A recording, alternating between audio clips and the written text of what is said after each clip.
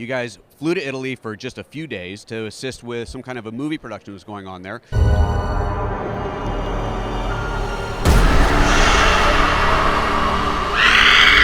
Obviously, you guys showed up on set with a camera or two, I would imagine. You probably didn't go empty-handed. So talk to me about what gear you brought that you were shooting with. For me, I was using what was I using? I love the Lumix S9, even though it gets a little bit of shade. It's undeserved. It's undeserved. It's a wonderful camera. So I was using that. He's not just saying that because I'm here. FX3 I was shooting on. I was just in Norway for the whole month prior, or 3 weeks prior, so I had too much stuff. But when I was there in Italy, I was shooting a lot of BTS on FX3, 24-70. I just kind of keep it straight with that. I actually ended up using the Osmo Pocket. This little miniature camera right here. He lied. Oh, he lied. Okay. No, I lied. Can I take that back? You may. I was shooting on anamorphic, not sphericals. I don't know. It wasn't a 24-70. It was a Blazar Remus. I don't know why I felt like I had to add that. Go ahead. Well, why don't you tell us about Tobin's camera since he's not here, because I know. My name is Michael Tobin, YouTube channel also my name, and follow all things filmmaking. I don't know who thought it would be a good idea to use 12K cameras as a behind the scenes for a YouTube video. So I was actually BTS on this one, and that was super fun. Brought out the Ursa 12K. Don't use 12K, okay? But it's Tobin, and in proper fashion, it looks stunning. He brought the Ursa 12K there, and then afterwards we were like, well, how are we going to transfer all of this footage? 1 to 200 gigs just for a single clip. It's 12K, guys, testing out this camera. But not only just the 12K, I mean, everybody had a ton of footage because we shot for 2.5 days, like nonstop all day. So even the little Osmo Pocket, I had like 80, 90 gigabytes of footage that has to be distributed and given to other people. One of the big challenges, if we were just in a normal situation sharing footage, if each of you gave me 10 terabytes of footage, that means I got to have 10 terabytes of storage on me, right? And that's not how it works with Lucid Link, right? You can upload it, you allocate whatever you want, and then I don't have to have that. We all just upload ourselves. Everybody doesn't have to copy it themselves, right? You all copy it once, and then everybody can access it, right? And you can even access it from your phone, is that right? That's correct. Yeah. Yeah, pretty cool. So Lucid Link is a cloud storage collaboration platform that allows team to work from anywhere, no matter where they're located, no matter how big their files are. And this is really important for this team over here. I think I did like 1.6 terabytes in like 5 hours, which just shows how good Lucid Link's backend is. Cloud storage, as if it was on your desktop, it has built-in security and built-in accelerated upload, so your copyrighted data will always be safe, and also it will upload fast and be instantly accessible to anyone in the world as long as they have access to that file space. At no point did the upload like consistency change at all. It kept uploading just as fast as my internet would allow, and that was really impressive because a lot of times small clips, easy peasy, but when you get those real chunky ones, I was very impressed with Lucid Link's back. The beauty of Lucid Link is that you never have to download anything. The media is streamed to your OS, so the OS thinks this is just another folder, just another drive that's connected to it directly, even though it's the cloud. And one of the more exhausting things, or just something you don't want to wait an hour or two for, is bringing your hard drive in and making sure everyone puts, you could kind of just go home and feel safety about, hey, Michael, just put it on the Lucid Link, I'll go get it at home. And I don't have to worry about, especially because it's the production in Italy, we shot the first day, shot the second day, immediately started going back home. There isn't enough time to have a lineup of hard drives to put stuff onto there.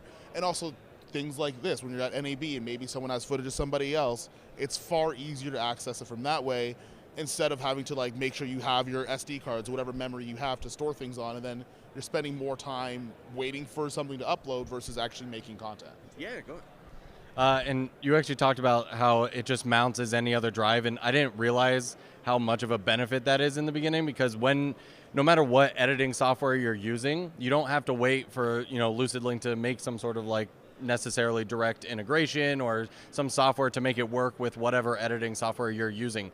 It's like any other hard drive or USB that you're plugging in.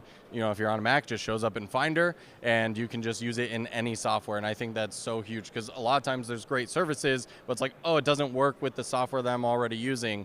And this just seems to work anywhere that any other hard drive would. And then when they hit play, they put it on the timeline and they hit play. If the bandwidth isn't enough for it to actually stream in full 12K in real time, what happens? What is the experience at that point? So there are a few ways you can get around that when you are using LucidLink. One, you can use proxies if you need to edit in real time. Well, that might be recommended no matter what storage you're using if you're working with 12K footage. You can also pre-cache the data. We have a feature that's called pinning. So if you right-click and click pin, it will load all of that footage that you selected into your local LucidLink cache, so you're not anymore relying so heavily on your internet connection, and you're going to have that smooth playback. So it sounds like basically having a massive NAS that is in the cloud that nobody has to have a centralized location for. It's not living in my studio or yours. It's a cloud-based NAS that everybody can access at high speed. Sounds awesome. Well, we've talked about the tech, we've talked about LucidLink and the cameras, but let's talk a little bit about Italy, because I know a lot of people watching are like, hold on, you went to Italy. Not often you get to shoot in a castle. That's pretty cool. Like you got like I don't know if you saw any photos afterwards, but it's like this whole walkway of like Game of Thrones style castle that we were just shooting in for the entire day. The other day there was a pond that was older than the Roman Empire, and there were a tomb or somebody was buried in there. Cool story of history.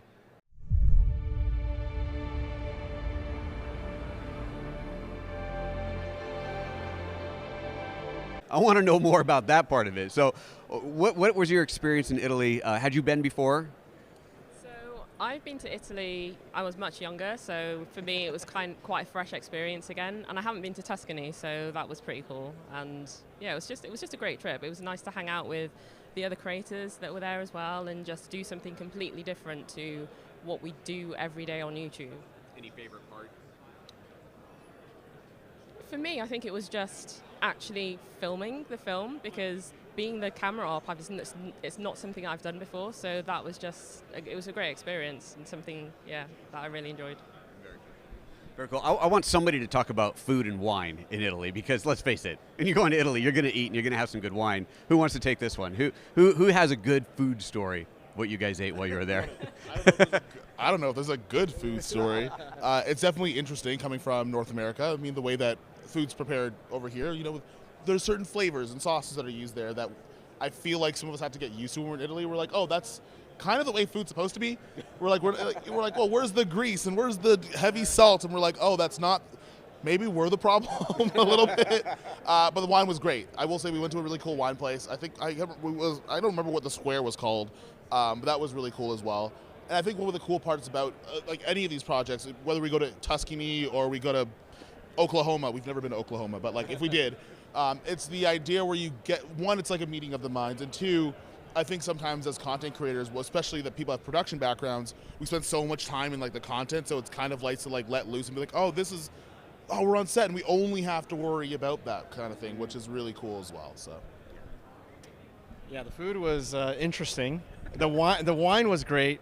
I don't think I had any bad wine there.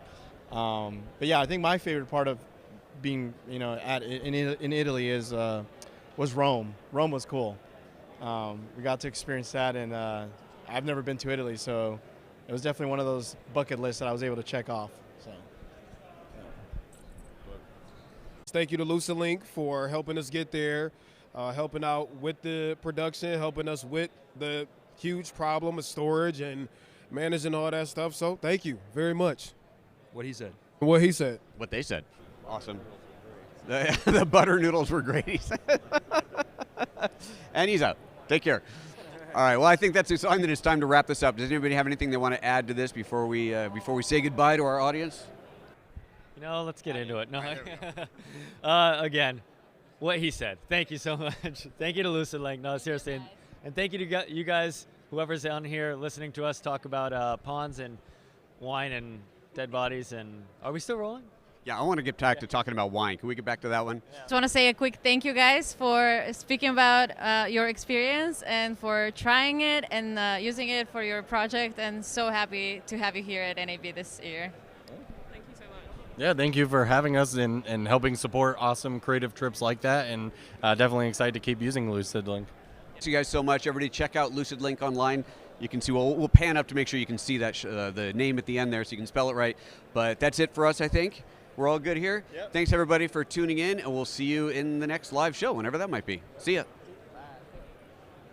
paying attention? Does he know that we're off the air? Does he know that we're off?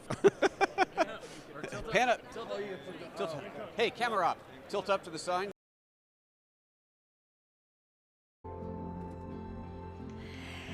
You know, my dad would have loved you.